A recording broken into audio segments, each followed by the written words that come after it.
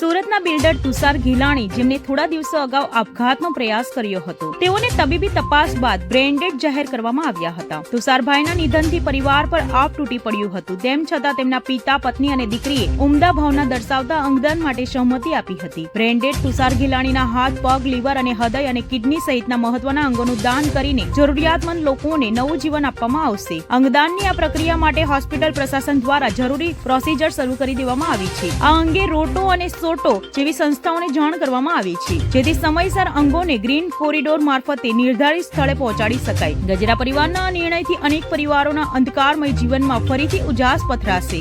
તુષાર ઘીલાણી ભલે આજે આપણી વચ્ચે નથી, પરંતુ તેમના અંગો થકી તેઓ અનેક જરૂરિયાતમંદોના શરીરમાં જીવત રહેશે. ગજેરા પરિવારની આ હિંમત અને પરોપકારની ભાવનાને દિવ્ય સુરત ન્યૂઝ ચેનલ સલામ કરે છે. અંગદાન એ જ સાચું મહાદાન છે, તે આ પરિવારે સાબિત કરી બતાવ્યું છે. દિવ્ય સુરત ડિજિટલ ન્યૂઝ.